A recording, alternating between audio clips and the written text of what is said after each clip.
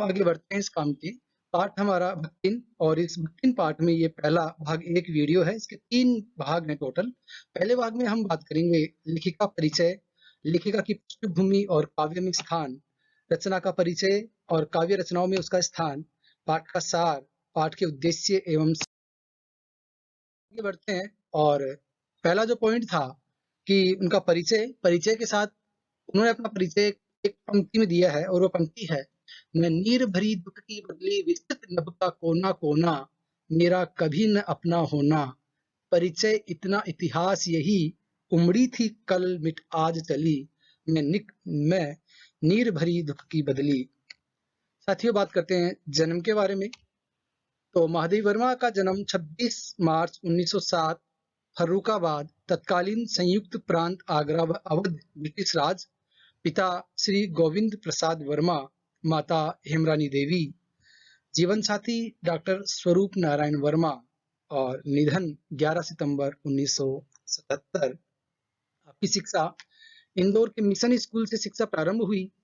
संस्कृत, अंग्रेजी, चित्रकला और संगीत की शिक्षा घर पर ही हुई।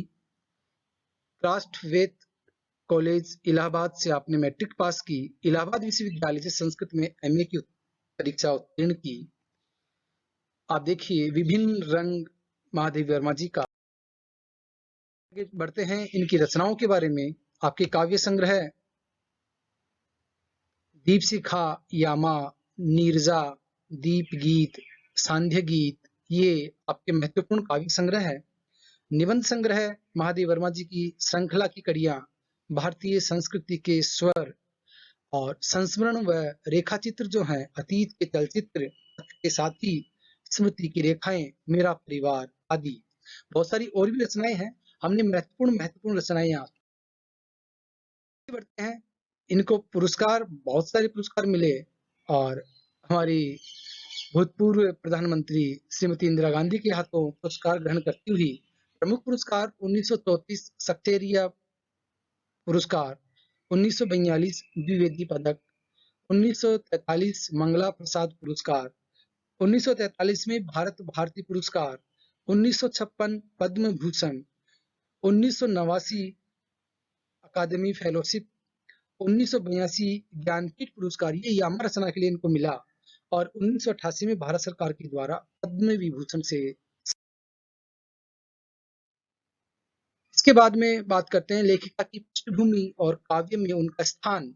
आप देख रहे हैं लेखिका के नाम से भारत सरकार ने एक पोस्टल जारी किया। हिंदी साहित्य में छायावाद युग के 4 स्तंभों में से एक मानी जाती हैं। छायावाद के 4 स्तंभ माने जाते हैं पंत सुमित्रानंदन पंत, हजारी प्रसाद द्विवेदी, सूर्यकांत त्रिपाठी निराला और महादेवी वर्मा। आधुनिक मीरा के नाम से भी जानी जाती हैं। कवि निराला ने हिंदी के विशाल मंदिर की सरस्वती कहा, प्रयाग महिला विश्वविद्यालय की कुलपति रही। 1956 में इलाहाबाद में साहित्यकार संसद की स्थापना की। हिंदी साहित्य में रहस्यवाद की प्रवर्तिका मानी जाती हैं और उनके संपूर्ण गद्य साहित्य में पीड़ा या वेदना के स्थान पर अदम्य रचनात्मक रोष, समाज में बदलाव की तीव्र आकांक्षा और विकास के प्रति सहज लगाव इनकी रचनाओं में परिलक्षित हो। इसके बाद में हम बात कर रहे हैं रचना का परिचय। जो रचना भक्तिन है यहाँ पर, उस रचना का परिचय और काव्य रचनाओं में उसका स्थान। स्मृति की रेखाएं, ये इनकी बहुत अच्छी रचना है। वहां से ये पाठ भक्तिन 1943 में प्रकाशित स्मृति की रेखाएं पुस्तक में संकलित संस्मरणात्मक रेखाचित्र है। इसी की याद में लिखा गया रेखाचित्र, संस्मरणात्मक रेखाचित्र। महादेवी ने अपने अधिकांश रेखाचित्रों में निम्न वर्गीय पात्रों की विशेषताओं, दुर्बलताओं और समस्याओं का चित्रण किया है। महादेवी जी की मर्म भेदी और करुणामयी दृष्टि साधारण चरित्रों में भी असाधारण तत्वों का संधान करती है। समाज के शोषित पीड़ित तबके को उन्होंने अपनी गद्य रचनाओं में नायक बनाया है। इनके प्रयासों से हिंदी के साहित्यिक समाज के दायरे में और संस्मरणात्मक रेखाचित्रों में आम जन को मान। इसके बाद में बात करते हैं इस पाठ का सार।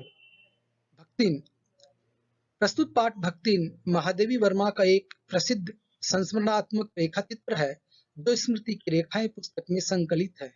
इस पाठ में लेखिका ने अपनी सेविका भक्तिन के अतीत और वर्तमान का परिचय देते हुए उसके व्यक्तित्व का दिलचस्प खाका खींचा है।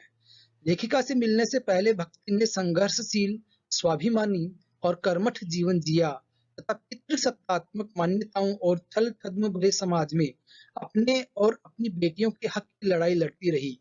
इस छल-छद्म भरे समाज से हार कर अपने जीवन को पूरी तरह से बदल कर शहर में लेखिका के पास काम की तलाश में आ जाती है।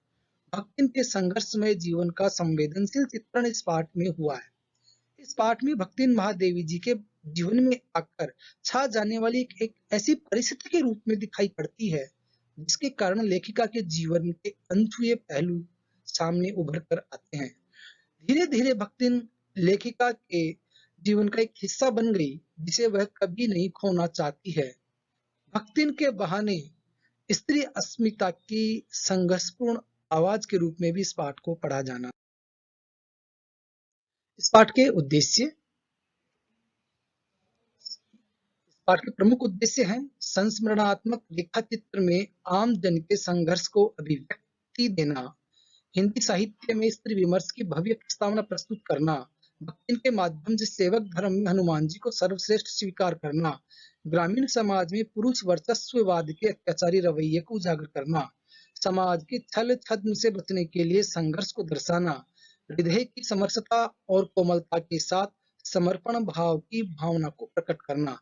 आपकी प्रमुख शिक्षाएं इस पाठ की प्रमुख शिक्षाएं हैं संघर्ष और स्वाभिमान के साथ जीवन जीना, अपने हक के लिए मुखर सजग रहना और मुखर आवाज उठाना, मेहनत के बल पर बंजर भूमि भी उपजाऊ बन सकती है, यह बात बताना, सेवक स्वामी का अनन्य प्रेम व समर्पण भाव प्रकट करना, ये इस पाठ की प्रमुख शिक्षा।